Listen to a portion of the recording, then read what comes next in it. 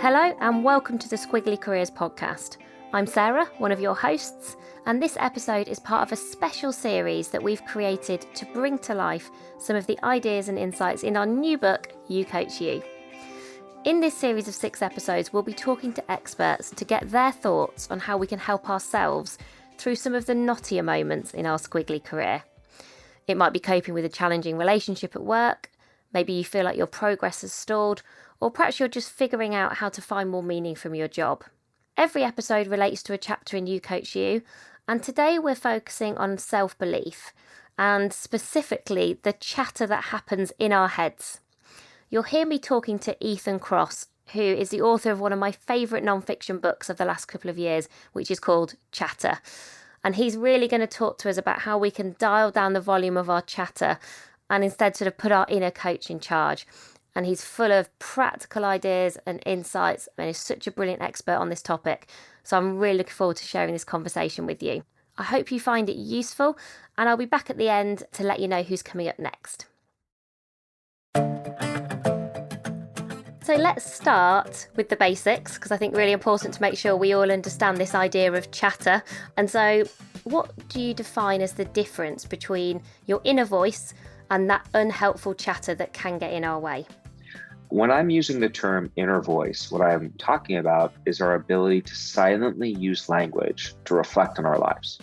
So if you can repeat a number silently in your head, 209, repeat that right now, you've just met your inner voice. So our ability to silently use language to reflect on our lives is an amazing tool. I like to think of it as a kind of Swiss Army knife of the human mind that lets us do lots of different things.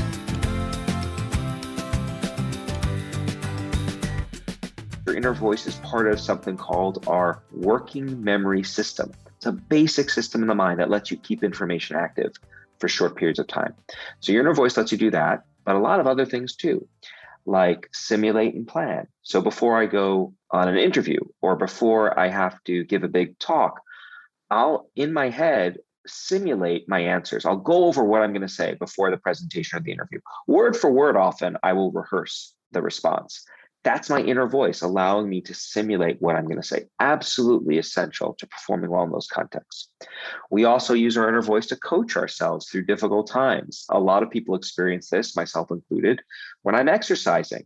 And sometimes if I'm doing it virtually with an instructor on a screen and they're telling me to do things and I'm 3 more sets, 1, 2, 3. That's the inner voice coaching ourselves along. And then finally, what your inner voice lets you do is lets you create stories that help you explain your experiences in this world. So when we experience adversity, we don't get a job, a deal doesn't go through, we're rejected by someone else. What many of us reflexively do is we turn our attention and we're trying to, hey, why did that happen? What does that mean about me? And what does that mean about that other person?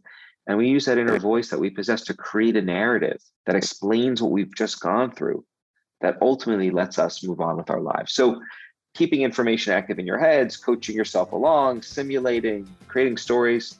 This inner voice lets us do lots of amazing things.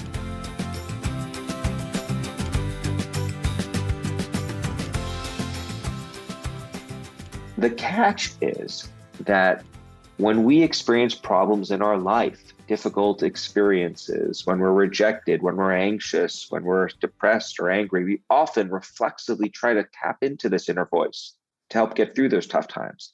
But we don't come up with clear solutions to our problems, and we instead start getting stuck in a negative thought loop. We worry endlessly about the future. We catastrophize, we ruminate. Oh my God, what if this? Oh my blah, blah, blah. That's what I call chatter. And chatter is truly a destructive internal state. I think of it as one of the big problems we face as a culture. What we know about chatter is this: it makes it really hard for people to think and perform well at work. It consumes our attention, leaving very little left over to do our jobs. It can create friction in our social relationships with other people, our loved ones, our colleagues, our friends.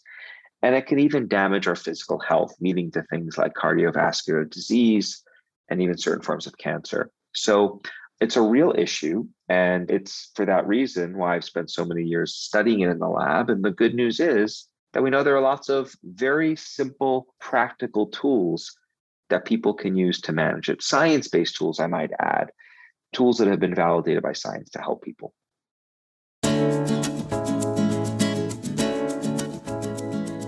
One of the tools or one of the techniques that really struck me in the book is this idea of distance.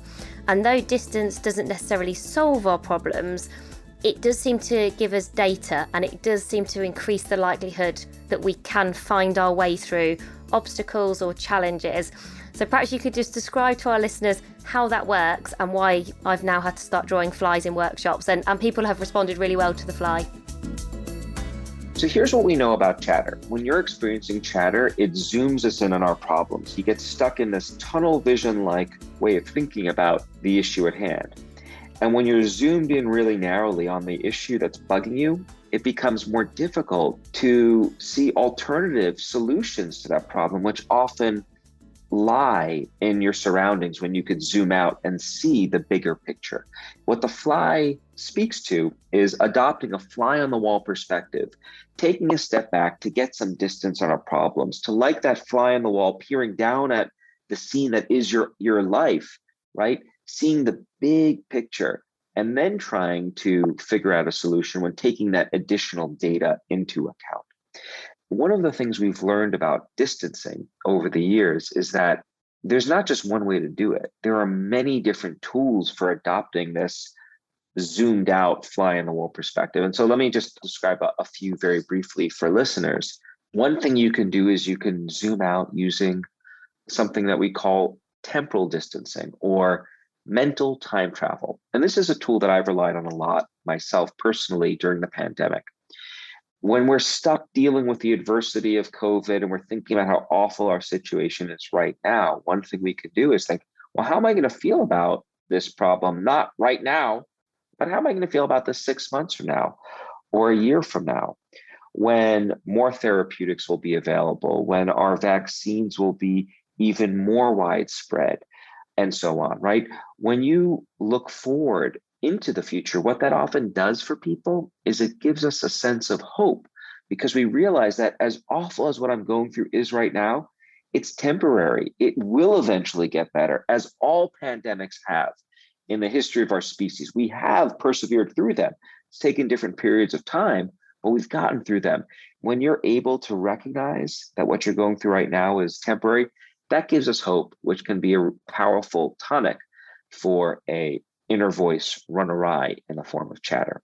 So that's one way you could distance. You can also distance by going back in time. And I do this a lot too. When I'm thinking about how awful the last year and a half or 2 years have been, I think about the last pandemic, the Spanish flu, and how in many ways that was much worse than what we're dealing with now. No mRNA vaccines, no Zoom to keep connected with people in the community, no takeout delivered to my doorstep. That gives me broader perspective.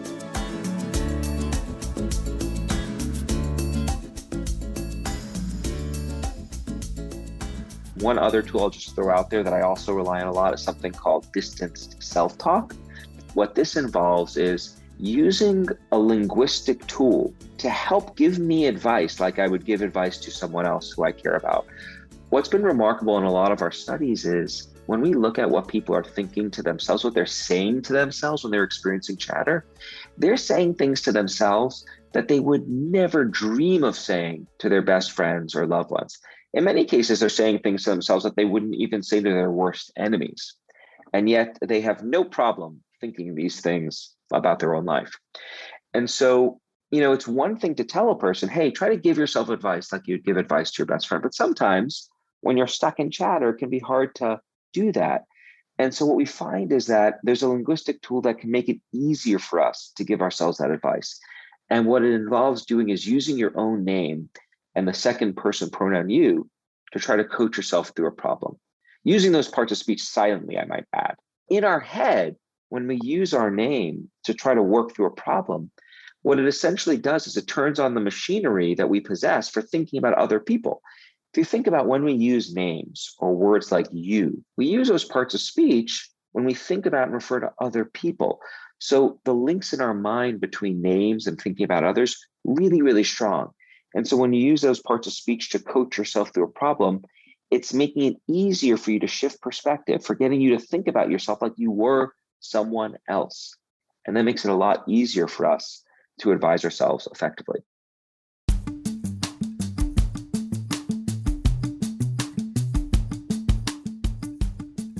One other tool that I use a lot is, I organize when I'm experiencing chatter. So there's a whole category of tools called environmental tools. These are ways of interacting with our environments and our physical spaces that can help us manage our chatter from the outside in. And for me, cleaning and organizing is really interesting because I'm actually not organized in the sense that normally if you were to come into our home, you would usually see like a trail of clothing from the shower to my closet or office. So here's the interesting thing. When I'm experiencing chatter, I will reflexively start putting things away, tidying up, making piles, cleaning. But here's what's really cool about that. I just find this fascinating. When we experience chatter, we often feel like we're not in control of what's happening, right? Our thoughts are taken over. What we've learned is that we can regain our sense of control by creating order around us because our environments are under our control. And that can compensate for not feeling in control when we're experiencing chatter and lead us to feel better. And that's why a lot of people actually spontaneously clean and organize when they're under stress. As long as you don't take that to an extreme, it can be a very useful tool for managing chatter. So that's something else I'll do.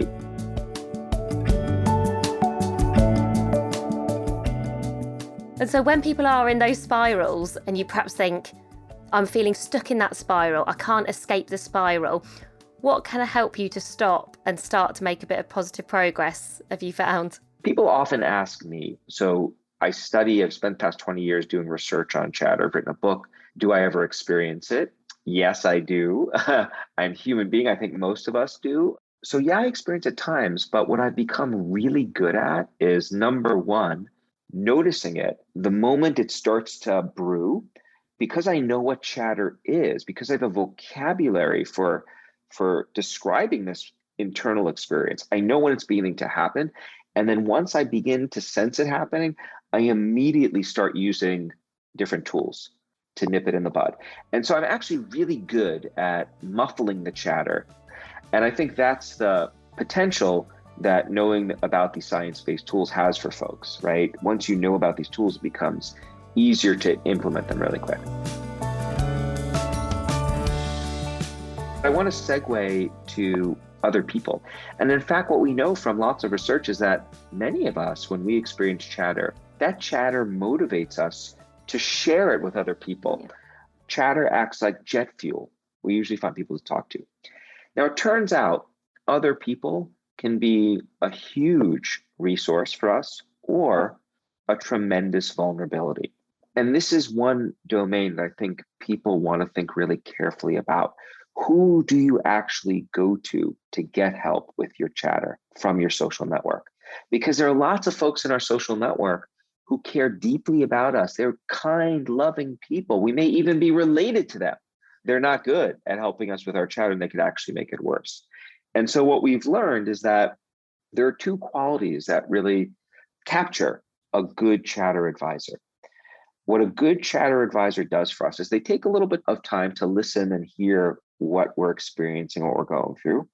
But that's not all they do in the conversation. They don't just get us to vent our emotions. Just venting our emotions doesn't help us work through our chatter. It can make us feel close and connected to the person we're talking to, because it's nice to know that there's someone there that's willing to listen to us.